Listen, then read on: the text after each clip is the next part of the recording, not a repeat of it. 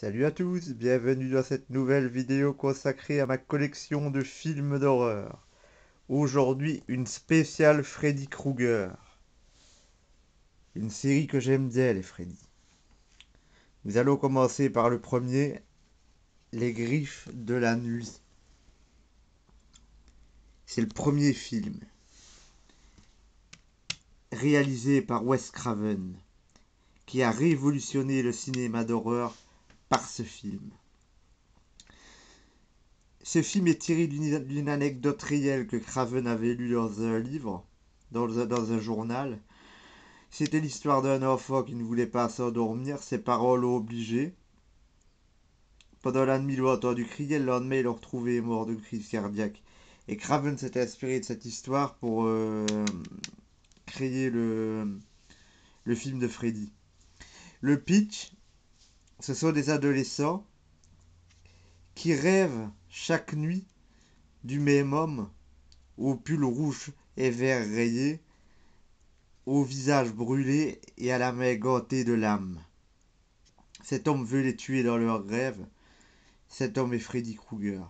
L'histoire est bien connue, celle d'un assassin pédophile qui a été relâché par la justice et brûlé par les parents des enfants et qui revient des années plus tard dans les rêves des mêmes enfants pour les assassiner.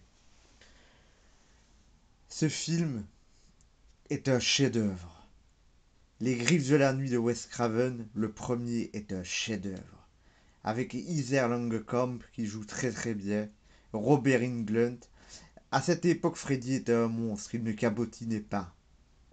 Le film fait peur, le film est effrayant, le film est un très beau Wes Craven, un des meilleurs Wes Craven existants.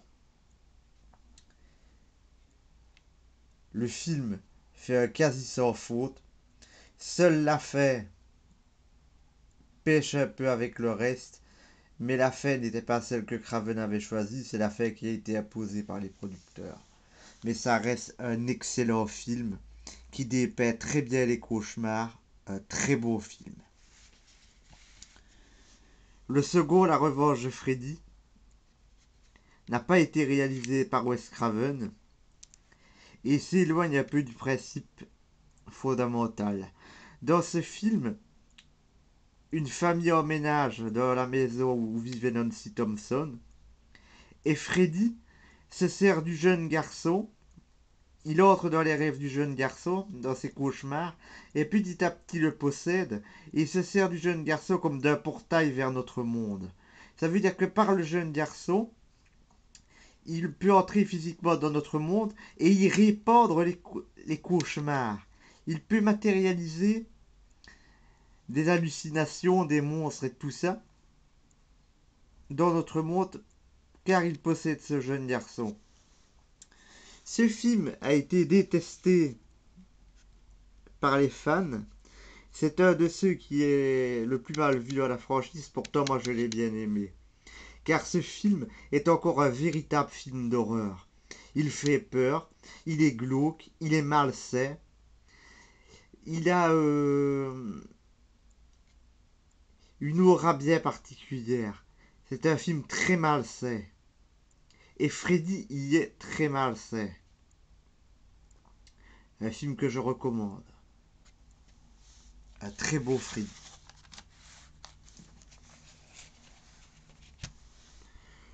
Le 3, Les Griffes du Cauchemar. L'un de mes préférés. Si pas mon préféré. Les Griffes du Cauchemar est la suite directe des Griffes de la Nuit. C'est Nancy Thompson qui travaille dans un hôpital psychiatrique où sont enfermés les derniers enfants de la rue Elm. Freddy, qui est plus puissant que jamais, s'attaque à ses enfants.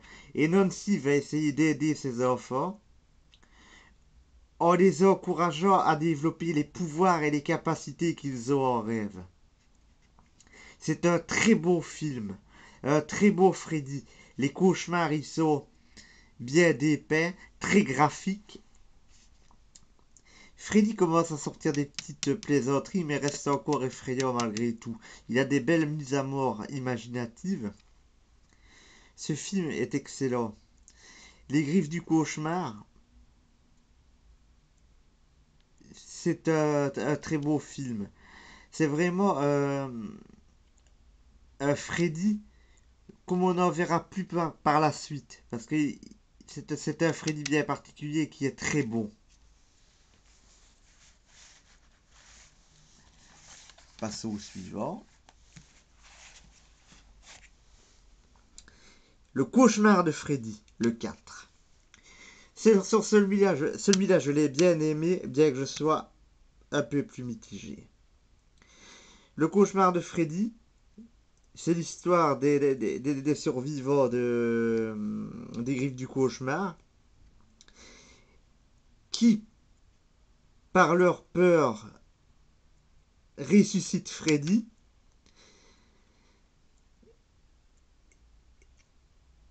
Et on y introduit un nouveau personnage, celui d'Alice. Une fille qui est capable de contrôler ses rêves en appelant ce qu'elle appelle le maître des rêves. Alice va hériter peu à peu du pouvoir des enfants tués par Freddy pour finalement acquérir elle-même beaucoup de pouvoir dans les rêves pour pouvoir lutter contre Freddy. C'est un beau film.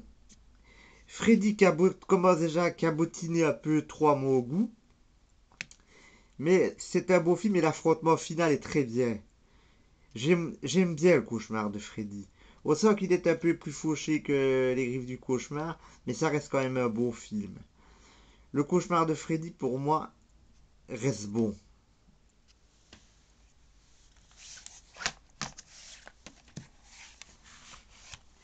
L'enfant du cauchemar. On retrouve Alice, la jeune fille qui avait le pouvoir de contrôler ses rêves dans le précédent Freddy. Et elle se retrouve en rêve à l'asile psychiatrique qui fut l'endroit de la genèse de Freddy, où la mère de Freddy a été violée par une centaine d'aliénés. Et elle assiste à la renaissance de Freddy. Petit à petit, Freddy va s'en prendre à ses amis, et elle ne comprend pas trop pourquoi, parce qu'elle ne dormait pas à ce moment-là. Et puis elle apprendra qu'elle est enceinte, et que Freddy fait tout pour se faire bien voir par son enfant, car son enfant rêve et a les mêmes pouvoirs qu'elle. Et en se servant de l'enfant, Freddy peut atteindre les jeunes dans leur rêve. C'est encore un beau Freddy. Il est gothique. Certaines scènes sont un petit peu ridicules, comme la scène de la bande dessinée. Mais ça reste quand même encore un beau Freddy. Dommage que Robert Englund cabotine comme ça.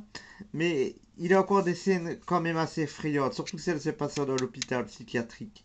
Et quand on voit le fœtus de Freddy et l'histoire d'Amanda Kruger, ça reste quand même encore un beau Freddy.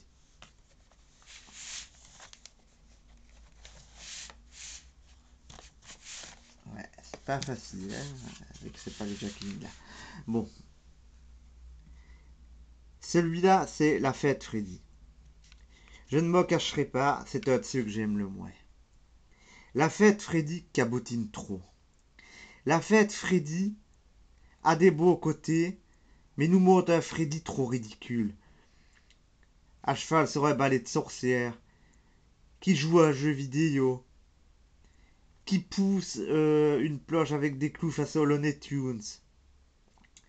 Par ce film, pour moi, les producteurs ont assassiné la franchise. Là, ils voulaient que Freddy soit vu par le plus de personnes possible, que le film soit accessible au plus grand nombre, ce qui en a fait un film pas intéressant. En plus, un film avec des scènes en 3D inutiles. Englund cabotine à fond. Moi, je le dis, Englund a été un petit peu complice de cette mise à mort de Freddy. Parce qu'il aurait pu jouer différemment. C'est dommage. C'est le dernier épisode de la franchise. Heureux. Et c'est le plus mauvais. Heureusement, Freddy Code Jason réparera ce problème. Et enfin, Wes Craven, Freddy sort de la nuit. Freddy sort de la nuit. Celui-là, Freddy sort de la nuit, est un excellent film d'horreur. C'est une mise en abîme. Freddy, on tourne un film sur Freddy. On veut faire un nouveau film. La New Line veut faire un nouveau film. Et une force maléfique prend la forme de Freddy Krueger pour s'attaquer aux acteurs. C'est un excellent film. Je ne vous en dirai pas trop. Mais ce film est excellent. Freddy sort de la nuit. On revient aux racines du genre, la peur. On ne cabotine pas. Freddy est un démon, un monstre. Ce film est excellent. Je vous le recommande. Et on assiste au retour de l'actrice Lisa Langecombe. Excellent Freddy.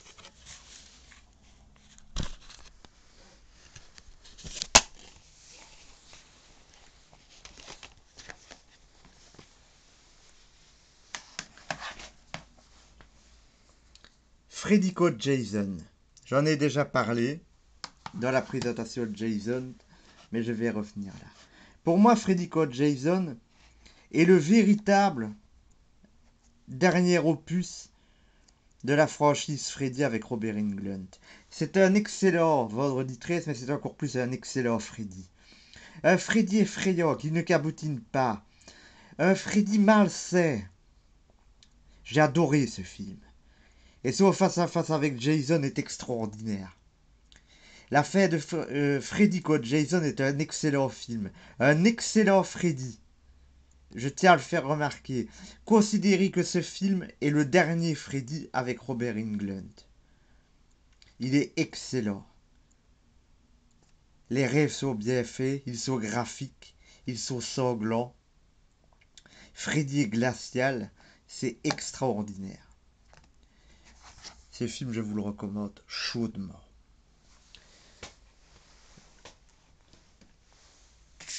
Maintenant, Freddy, les griffes de la nuit, le remake. Je trouve que les fans de genre et la presse a injustement craché sur ce Freddy. Soit ce n'est pas Robert Englund qui joue dedans, et c'est tant mieux. C'est un reboot, un retour à autre chose.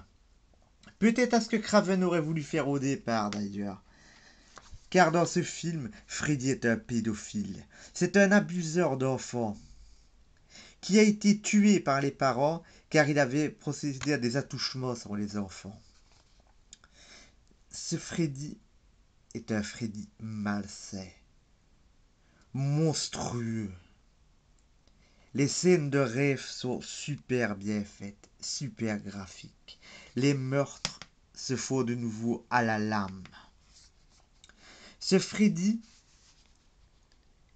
est pour moi l'un des tout meilleurs. James Harley est super. Jackie Harley, c'est comment c'est. Attendez. C'est Jackie Earl Harley. Jackie Earl Harley est super dans le rôle de Freddy. J'espère que dans l'avenir, il va y avoir des suites. Un reboot de la série avec celui-là en premier. Et que nous allons en avoir plusieurs des comme ça avec Jackie Harley. Pour moi, ce film est super. Et il remet du sang neuf. Et il remettra un nouveau départ pour des Freddy encore plus malsains que ne l'ont été les précédents.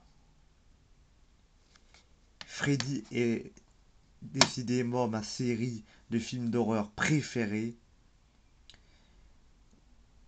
Pour moi, on n'en fera jamais de meilleur que les Freddy. Quand j'étais jeune, j'ai commencé à regarder des films d'horreur avec les Vendredi 13, les Freddy. Mais ça a toujours été les Freddy mes préférés. Pour moi, Freddy est une série tout bonnement extraordinaire. Je vous remercie de votre attention et vous donne rendez-vous dans ma prochaine vidéo consacrée à ma collection de films d'horreur.